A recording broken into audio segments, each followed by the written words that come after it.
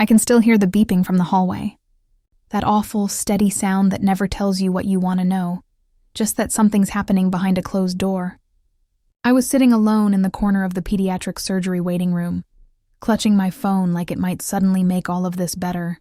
My son, my entire world, had just been rushed into emergency surgery, and I had no idea what was going to happen next. I remember dialing my mom first, then my dad, straight to voicemail. I stared at my screen, blinking.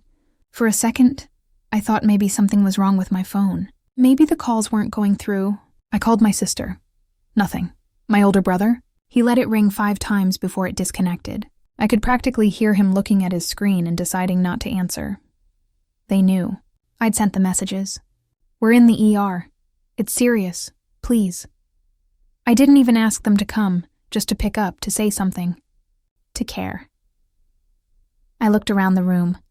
Strangers comforting each other. Nurses whispering updates. A father crying with his head in his hands. I didn't even have a hand to hold. I just sat there, cold, shaking. My son's name echoing in my ears from some nurse calling out paperwork. He was alone back there on that table. And I was alone out here, wondering what I did to deserve this kind of silence. You never picture it like this. When something terrible happens, you assume your family will show up, even if you've had your differences. The word emergency is supposed to override old arguments. I thought pain would bring people together, but mine just confirmed what I hadn't wanted to admit for years, that when it mattered most, they'd always choose not to show up for me. The last time I'd seen all of them together was my niece's birthday party. They handed my son a broken toy and asked me if I'd finally gotten over that whole single mom phase. They smiled like it was a joke. Like raising a child without their help wasn't the hardest thing I'd ever done. Out of habit, I opened our family group chat. I don't know what I expected. Support? Maybe a thinking of you? The last message wasn't even from me. It was from my aunt, sharing a screenshot of her lemon pie. I watched as the little green dots popped up, typing, laughing, talking like I didn't exist. Not one had responded to me. Not even a thumbs up. I wasn't furious. Not yet. That would come later. I was humiliated. I was grieving the kind of connection I thought might flicker to life in a moment like this. But heartbreak has a way of sharpening things. Their silence told me everything I needed to know. When the doctor finally appeared, I stood up so quickly I nearly fell over. My legs were numb, my fingers still gripping the cold phone. He smiled gently and said the surgery went well. Said my boy was strong. I nodded and thanked him, but inside something else was shifting. I no longer cared about why they didn't come. I'd wasted too many years hoping they might one day become the family I needed. Sitting there in that beige waiting room, surrounded by strangers with more compassion than my own blood, something inside me closed like a door I wouldn't reopen. The waiting room TV still droned in the background, some upbeat cooking show clashing against my reality. I could hear my son's name again, this time a nurse calling to update me, and I rose from the chair. I didn't look at my phone. I didn't refresh the chat. They had made their choice. And now I was going to make mine.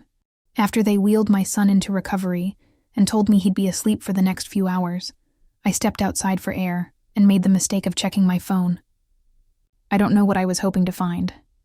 Maybe some missed messages, a voicemail, a last-minute change of heart from someone in my family.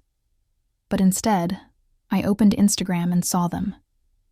All of them. At a BBQ, smiling, laughing. Posed like a Hallmark commercial in my mother's backyard with matching shirts that read, "Family over everything." I froze.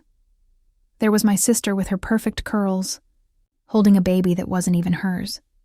My mom standing next to my brother, holding up her famous potato salad like she solved world hunger. Even Uncle Rich was there, freshly out of his 3rd divorce, balancing a drink in one hand and my cousin's kid in the other. And in the background, I saw my son's old Batman float, the one I'd left behind years ago when I couldn't carry everything out at once after my divorce. The comments were full of hearts and crying, laughing emojis. Wish you were here, Jen. Family always knows how to throw down, but they hadn't wished I was there. None of them had asked. Not one. I switched over to the group chat. Just checking. Maybe they'd messaged me privately. Maybe someone sent something encouraging. Nope. That same lemon pie picture was still there, pinned between jokes about my cousin's new boyfriend and a forwarded meme about needy daughters. They were tagging each other, laughing. My mom had even changed the chat photo to a shot from the BBQ. Everyone around the table, arms thrown over each other like a campaign ad for unity. I stared at that screen, locked in place on the concrete bench outside the hospital. I could have vomited. Anger, sadness, shame. It all swirled together like something rotten bubbling up from old wounds. I knew I was the black sheep. I always had been. They never outright said it, but it was always there. In the way my mom sighed when I mentioned rent, in how my brother called my job cute because it didn't come with benefits, in the way my sister once told me, "You should have picked a better father for your kid." When I got pregnant at 23, everyone tutted like it was an inconvenient stain on the family name. But when my brother got someone pregnant at 21, they rallied. Baby shower, diaper fund, new crib. They said, "He's stepping up."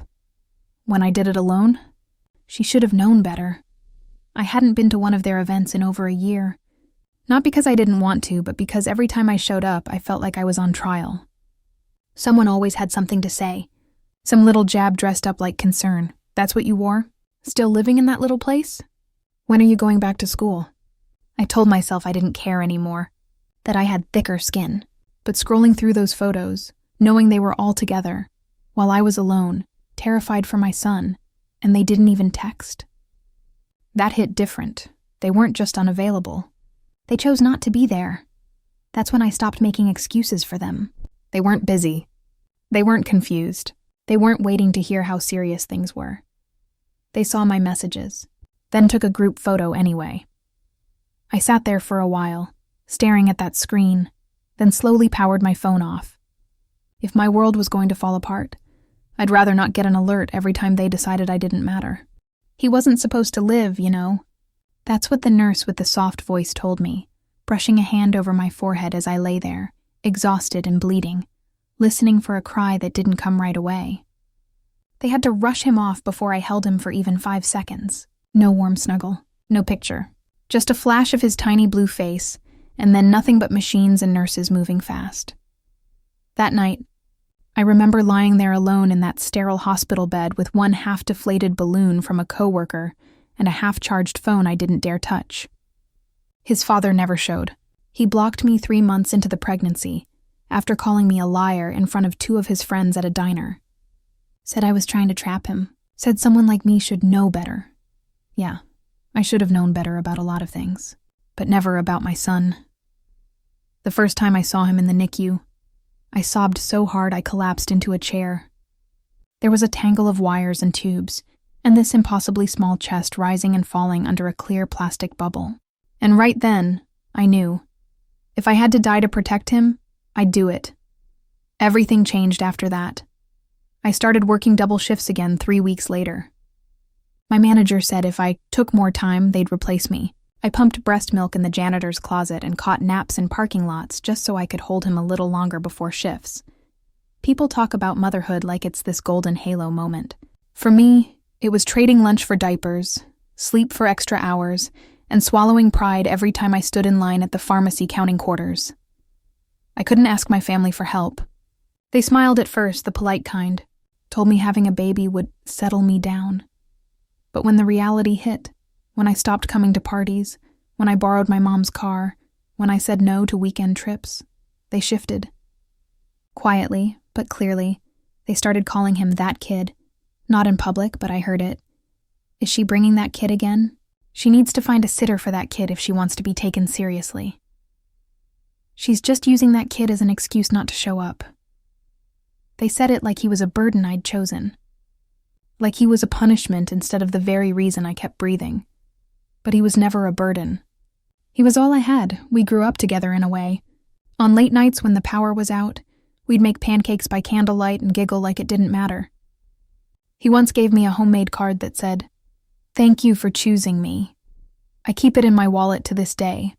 They never saw him the way I did. They never saw the way his whole face lights up when he laughs, or how he hugs like he means it.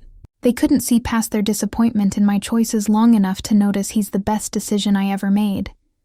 So when he was lying in that hospital bed, fighting for his life, and they didn't even show up, that wasn't just a betrayal, it was confirmation. They never saw him as family, and maybe they never saw me that way either. It had been 3 weeks since the surgery, 3 weeks of saline drips, midnight alarms, checkups, and trying not to breathe too loud when he finally slept. I hadn't had more than 4 hours of uninterrupted sleep since we came home, but at least he was healing.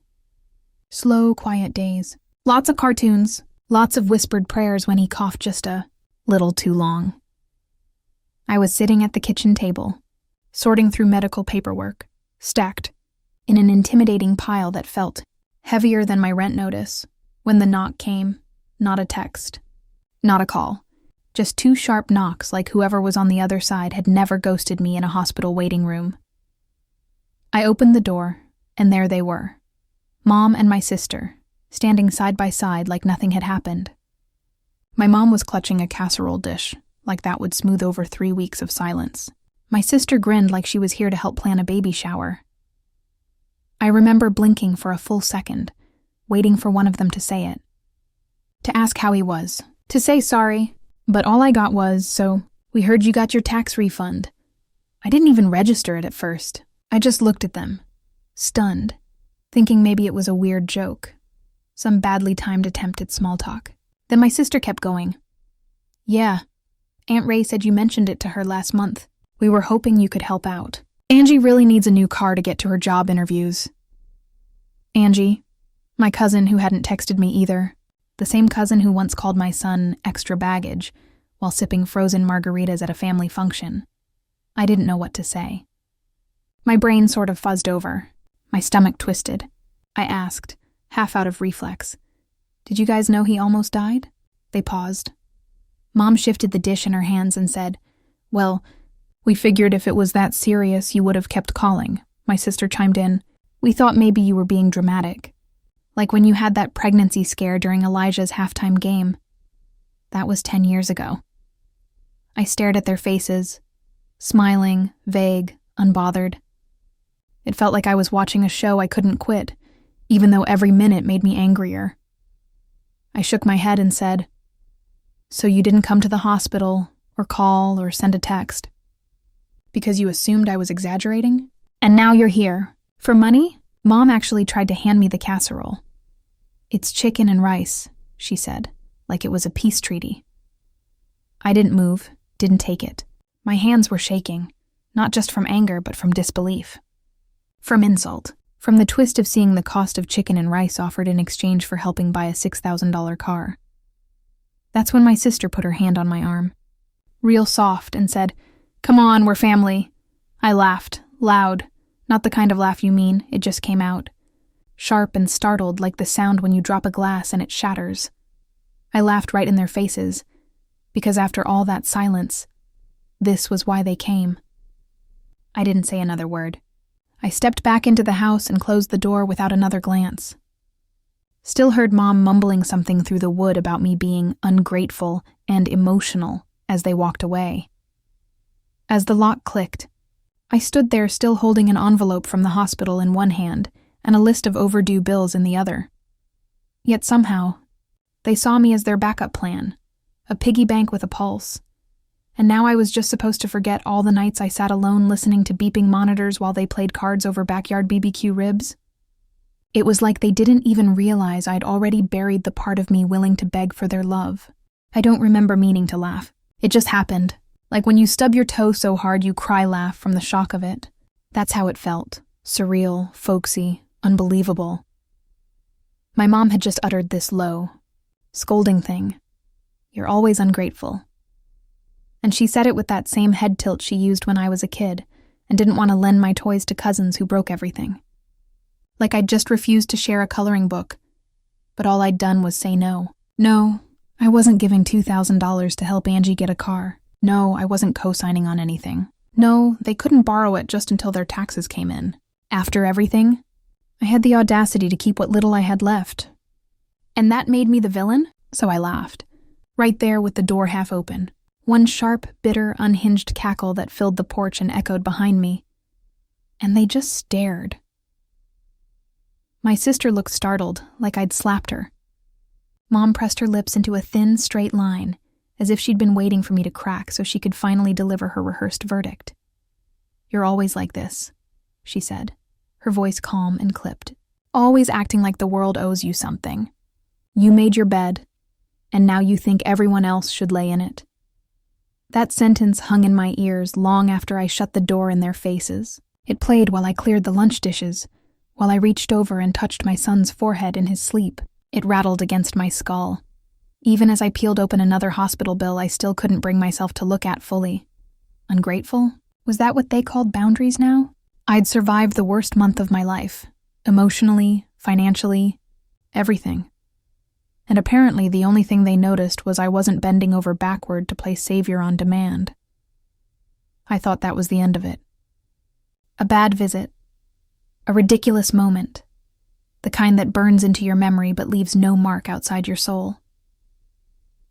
But the next afternoon, I went to pay our utility bill online, and my bank account said access denied.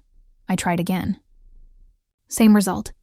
I refreshed, restarted my phone, logged out and in. I called the bank. A soft-spoken woman told me there had been a suspicious dispute claim that had resulted in a temporary freeze on funds. "There's a flagged charge under investigation," she said, reading from a script. "A family member has alleged misuse of shared inheritance interest funds tied to redacted name." At first, I didn't even realize what that meant. Then I saw it, my aunt's name, and a claim tied to our grandmother's estate, which had been closed 6 years ago when Grandma died and left each of us $200 and a ceramic angel. No house. No bonds. Just debt and some kitchenware. The bank couldn't give me specifics. Just that there was a legal memorandum in process, and the account would remain frozen until the matter was resolved, or a legal rebuttal was filed. I hung up before I screamed. Aunt Marla. Of course. She used to say the inheritance was mishandled. She always had some theory. Now somehow they'd twisted that theory into a formal claim, that I had taken money that belonged to the family and owed them. And let me be clear, it wasn't about the truth. They knew damn well I never touched anything. It was about the message. You don't laugh at us. You don't close doors unless we say you can. This was what they did when they couldn't guilt you. They'd punish you.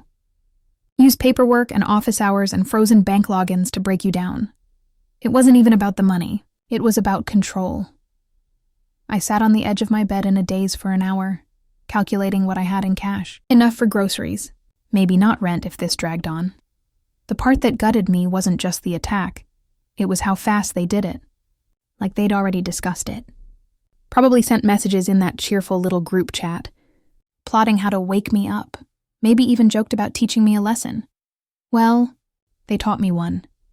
They reminded me why I'd spent my whole life walking on eggshells, nodding when I wanted to scream, saying, "We're family," while quietly unraveling on nights I couldn't afford new shoes for my kid. But they also taught me something else. The next time I called the bank, I wasn't crying. I was ready to learn exactly how to fight back. I don't think they ever imagined I'd keep anything. That was always the unspoken dynamic. They got to rewrite the story, and I was supposed to nod along, let it slide, laugh it off at family gatherings like how I was so generous back in the day. But I kept it all, not because I was planning something then. Honestly, I saved the receipts and messages because they were the only proof I ever existed in their world as anything more than the family punching bag. And now they were my insurance policy.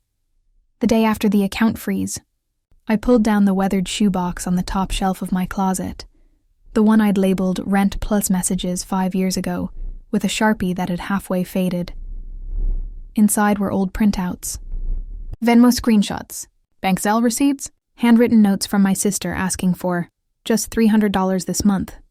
Swear I'll pay you Monday. A wedding checklist from my cousin Nia, where I'd covered the florist deposit because they overlooked it. There were texts too, emails. My mom's messages about the summer we paid, Uncle Daryl's back rent because he was going through a season. God, I wish seasons were the same thing as choices. The best one? A message from Aunt Marla 2 summers ago.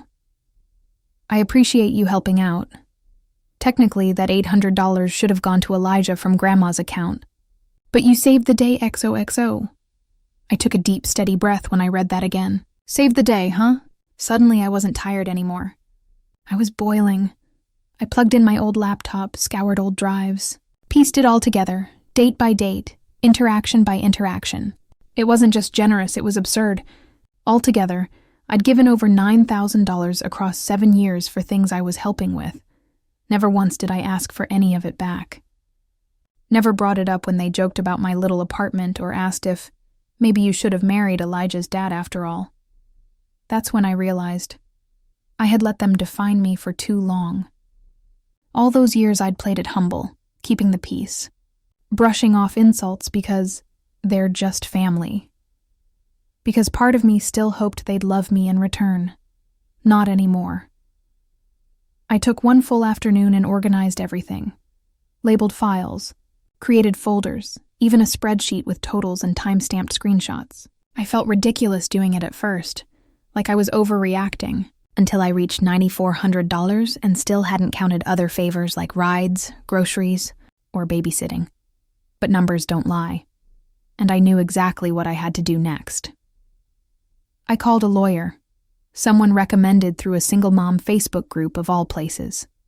I told her, very calmly, about the claim against my account. I laid out the receipts, all of them. She didn't speak for a moment after I finished.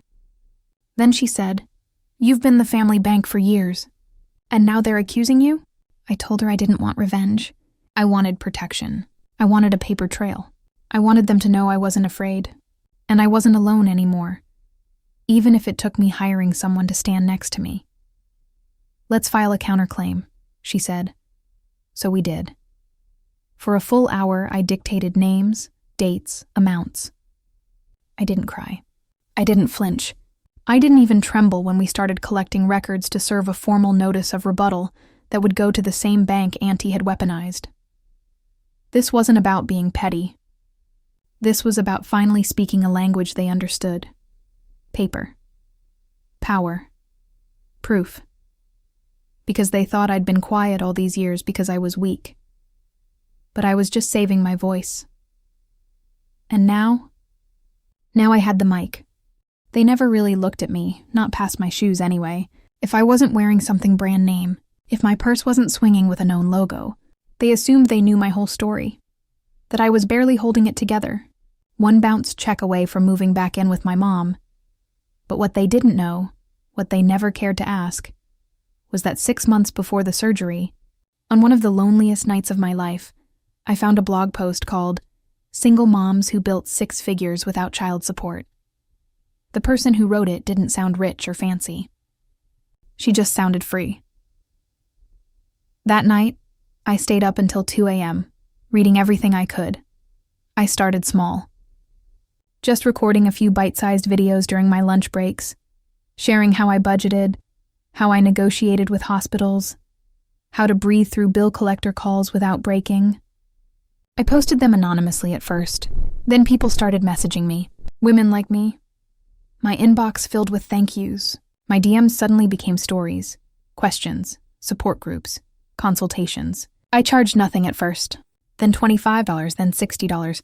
One client led to 3. 3 led to 12.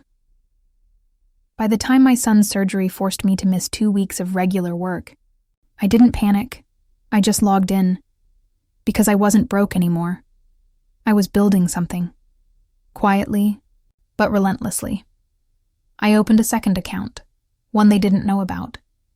I put my coaching earnings there, untouched. I started calling it my peace fund. So when my main account got frozen, I didn't break, not for long. Because I had choices now. I wasn't cornered like they'd hoped. I didn't need to call anyone or explain anything or grovel for a delay in rent. Because I'd already signed a lease on a new place the week before. 3 bedrooms, gated building, sun catching the floors just right in the breakfast nook. I paid the deposit in cash. When the landlord asked, "Do you have anyone who'll be helping with rent?" And I smiled and said, "Just me. And I'm good for it." That place was for both of us, me and my son.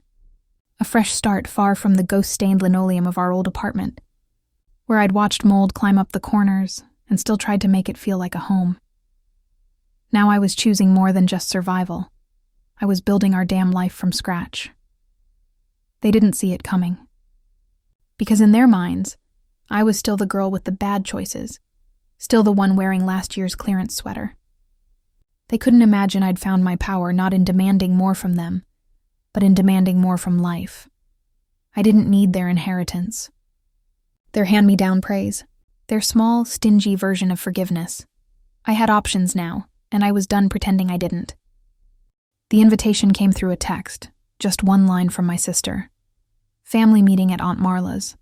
Sunday at 2. It's important. Please come. That please almost made me laugh. It was the first word of concern I'd seen from anyone since my son's surgery. And even then, it wasn't for me. I knew it wasn't. I could feel it in my gut the moment I read it. This wasn't an apology or a peace offering. It was a setup, some half-baked scheme they were hoping I'd walk into blind. But I didn't just show up. I came prepared. The day before, I sat with my lawyer, reviewed our counterclaim, and had her draft an official response notice with my full documentation.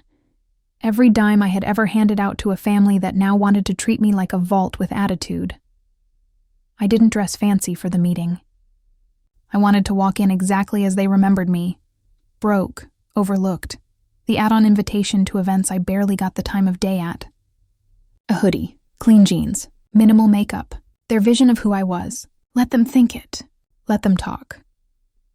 When I walked into Aunt Marla's living room, the air smelled like those cheap cinnamon candles she always overburned, and the tension snapped like static against my skin. They were all there, Mom, Marla, my sister, my cousins, even Uncle Daryl half asleep on the recliner like he didn't realize this wasn't poker night.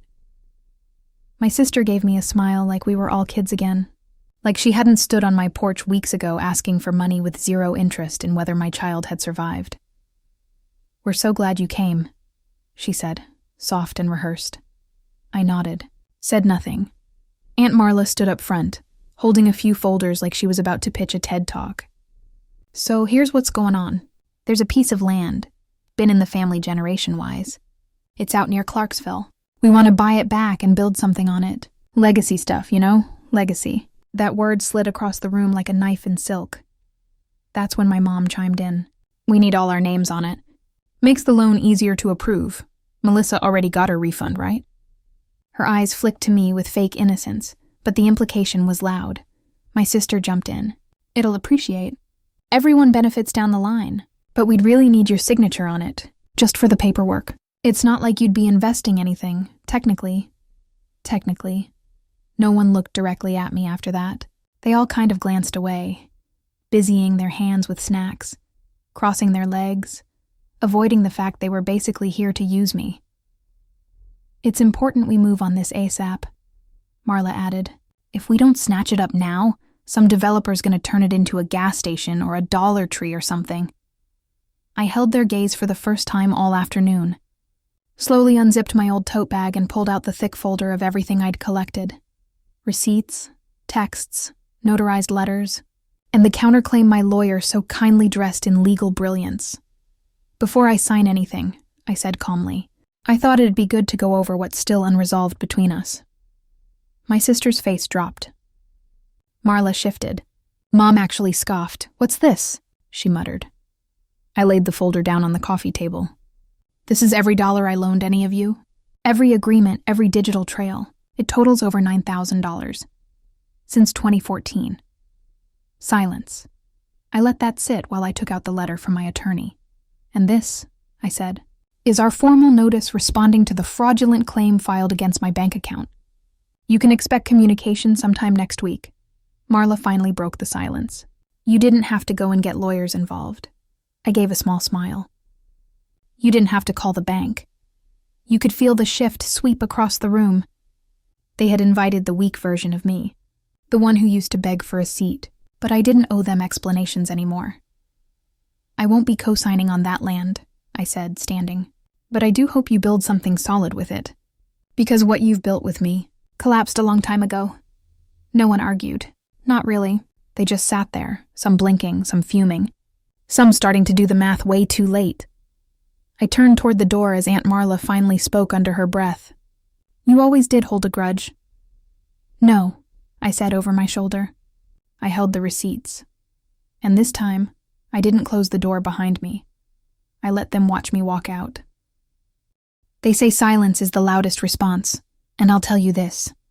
When I laid that file on Aunt Marla's coffee table and opened it, the whole room went quiet like I'd just uncorked a live grenade. I didn't rush. I wanted them to feel every second of it. The first page was a color-printed spreadsheet. Names, dates, dollar amounts. Neat little boxes neatly labeled.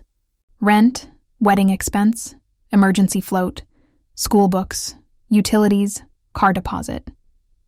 My cousin Trey leaned in like he couldn't believe I'd actually kept track. My mom crossed her arms. My sister shifted in her seat, suddenly interested in her cuticles. I flipped to the second page. Text messages, screenshots from years ago. The tone had changed. I wasn't the pitiful one anymore. They were the ones begging. "Hey, sis, I hate to bother you, but can you help me with $100 for groceries? I swear I'll pay you back Friday. I know it's last minute, but it's just for a few days. The baby's been sick. You understand, right? You're the only one in the family that always comes through." You can't tell, Mom. Just need time to figure it out. On and on. Years of being the family ATM in silence while they spun the world to believe I was the dependent one. I looked at my mom then, straight in the eye, and slid out the last envelope. "This," I said, calm as ice, "is a notarized letter from the hospital confirming that only one adult guardian visited my son during his entire 3-day post-op stay." I already knew her reply before she said it. Well, he made it, didn't he? God, that sentence. All that weight wrapped in 4 casual words. She said it like we were talking about a weather scare. Like 36 hours in a children's ICU could be brushed off with a shrug, a stiff drink, and a funeral potato casserole. I didn't respond to her.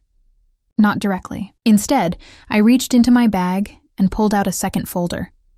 This one was thinner, but heavier. Their eyes followed it like a magnet. I let it sit there for a beat, then slowly opened it. Inside was a stamped copy of a land purchase agreement, parcel number, transfer of ownership form, and a buyer's signature, but not mine. I looked across the room and said, "You all are right. It's a good property, great potential, so I bought it last week. Full cash offer under a third-party LLC." Gasps, literal gasps. "You what?" my sister choked out. Aunt Marla leaned forward, her voice rising. "You! But we just found out it was even available." I nodded. Exactly. Which is why I acted fast. You know, for the sake of legacy. They looked like they couldn't decide whether to be speechless or explode. My mother's face tightened into that familiar disapproval, except now there was panic sitting just behind it. The realization that they'd underestimated me so thoroughly, so completely, that by the time they tried to put me back in the box they built for me, I was already standing outside of it lighting the damn thing on fire. "Who's going to get to use that land then?" Uncle Darryl asked, finally alert. "It's not just for you, is it?" I tilted my head. "I haven't decided. Could be a safe recreation space for single moms. Could be turned into micro-housing for women getting out of abusive situations. Could just sit until I figure out something meaningful." A pause. "Meaningful to who?" Marla sneered. I smiled. "Me." The room combusted into half-sentences and sharp whispers. My sister accused me of orchestrating this whole thing just to make them feel small. My mom mumbled something about betrayal with a cracked voice I didn't bother translating. The irony? I didn't even raise my voice once. I let the folders do the talking. They had used shame, guilt, and silence as weapons for years. But paper tells the truth. And mine didn't just speak, it screamed. At the door, I turned back briefly. "You always called me selfish when I had nothing to give. Funny how now that I have something, I'm suddenly your priority." No one responded. Too late. They realized I hadn't come broken. I'd come ready, and this time, I was the one leaving them behind. There was a time, not long ago, when I stood in the back corner of a pawn shop with my hand wrapped around the wedding ring I hadn't worn in years. I remember looking down at it, not because it was gold or sentimental, but because it was the only thing of value I had left. My son needed an ECG the next day. I didn't have insurance, didn't have enough left in the bank, and I sure as hell didn't have anyone I could call. The receptionist had already reduced the upfront cost twice. I was out of options, and for one long, breathless moment, I almost traded that ring away just to keep his heart beating. I didn't, in the end. There was a last-minute Mercy payment plan and a part-time door gig I picked up for a week, but that memory stuck with me.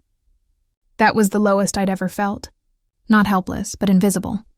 Like my child's life didn't matter past what I could afford. So yeah, I know what it feels like to have no options. And that's exactly what they always counted on. That I'd be too broke, too tired, too desperate to say no. That I'd need them to co-sign a future they never even wanted me part of. That I'd always show up grateful for scraps because they mistook my silence for weakness and my kindness for incompetence. But I wasn't that woman anymore. And I made sure they knew it. So when their voices started to rise at the meeting, my sister snapping about, "How could you buy the land without telling us?" My aunt whisper shouting about betrayal, I stayed calm.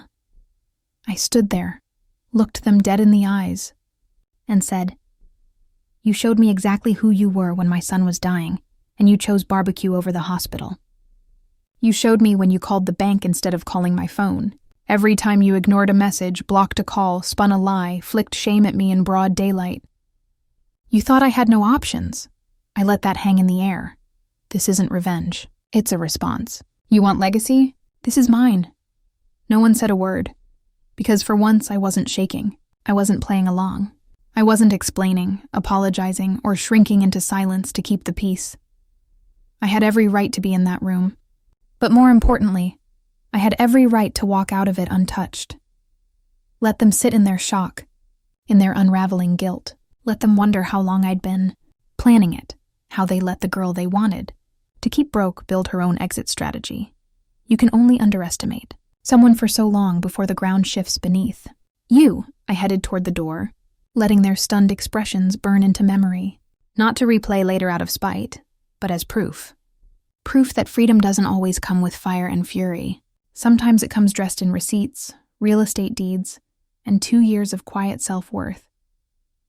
I opened the door, took a breath, and said one last thing. "Don't worry. You'll be fine. You've got each other." Then I left, not backed into a corner, but walking tall with every single option I never had before. I didn't say goodbye, not in words. I walked out of that meeting without slamming the door, without turning back, without giving them one more moment of performance to twist into guilt. The choice to be quiet for once was mine, and it felt like power. The sky outside blinked between sunlight and cloud cover, like it couldn't decide what kind of day it wanted to be. But I knew exactly who I was walking out as. Not the girl they pitied or prodded or pressed for more. Just a woman finally finished. When I got home, the first thing I did was open the group chat. The family one with the yearly anniversaries, flaky BBQ RSVPs, and inside jokes I stopped understanding years ago. The same thread where my calls from the hospital were quietly digested and ignored. It was still active. They were already texting. My mom sent a vague, passive-aggressive quote about family loyalty without tagging anyone. My uncle posted a meme about consequences not being revenge, as long as it hurts the right person. I read that one twice. Then I laughed. Just a cold, small laugh to myself. And that was the last thing I gave them. I scrolled to the top, hit info, and pressed leave group, confirmed it. Then went one step further and blocked the chat entirely. Didn't announce it.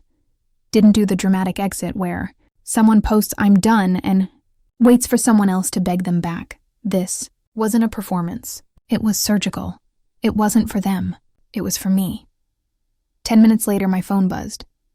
A video message from Angie, my cousin, the one who needed the car and once called me selfish behind a smile. I didn't open it fully, but the preview was loud enough. She was crying. Not snot bubble crying, just the performative kind. You ruined everything. You had a chance to be part of something and you chose this over your own blood? That word again. Blood. Like a leash I was supposed to wear. I deleted it. Didn't even save it for records. Just swiped left and deleted it like you throw out spoiled food, without emotion. just necessity. Then I turned my phone off and let the silence stretch. And it didn't hurt. It didn't feel like a loss. In fact, it felt like the first quiet I'd had in years that didn't come attached to abandonment or loneliness. This silence was something different. It was curated, deliberate, mine. Relief doesn't always come loud and singing. Sometimes it comes like a still blue lake, flat, peaceful, full of reflection. That night I sat on my new couch in my new place, next to my son snoring with his arm twisted over his head like he'd just won a wrestling match. I watched him sleep, and I felt something I hadn't felt since the moment I decided not to pawn that ring back in the day. Closure turns out. Peace isn't the reward after the chaos. It's the choice you make during it. And for once in my life, I chose me. It was one of those Saturdays that didn't try too hard. Just warm enough, breeze just right. The kind of day that clears things out of your chest without asking. We were at the park, me and my son, sitting on an old checked picnic blanket with juice boxes sweating into the grass and a half-eaten sandwich between us. His laughter kept spilling out over everything, loud, free, echoing like joy didn't have a ceiling anymore. He was walking again without wincing. Running, actually. His scarf-white hospital wristband was gone, replaced by a rubber band bracelet he made himself and insisted matched mine. He wore the kind of peace only kids who fought through pain understand. He looked up at me and said, "You're really smiling today, Mama. Like crinkle eyes smiling." I hadn't realized it, but he was right. I was. Not the forced, polite kind I used to flash through family dinners. This one was quiet. Real. A woman with a toddler nearby saw us laughing and called out, "You two look so happy. I can take a picture if you want." I didn't even hesitate. I handed her my phone. She snapped it just as I was mid-laugh, leaning into his side, and he was pointing dramatically at his juice like it had told him a joke. Later that night, I printed the photo on the tiny desk printer I bought with my side gig money. Hung it right by the front door of our new place. No filters, no posed perfection. Just us, squinting in the sun, eyes crinkled, hearts wide open. And I swear, looking at it, it didn't feel like something was missing anymore. No parents off camera whispering judgment. No cousins waiting to call me dramatic. No expectation to squeeze into a group where love had conditions and silence had rules. It was just me and him, our little family, all in one frame, the only photo I'll ever need on that wall. Because for the first time in a long time, I'm not interested in holding space in anyone's frame who won't hold space for me in real life. I finally understand. Family isn't about blood. It's about who brings you peace, who shows up, and who makes your smile real. This photo didn't just capture a moment, it captured an ending, and the soft, strong beginning of everything that comes next. The voicemail came in sometime mid-morning, quick and clipped, just a vague notification from the bank asking me to return their call. I didn't rush to listen.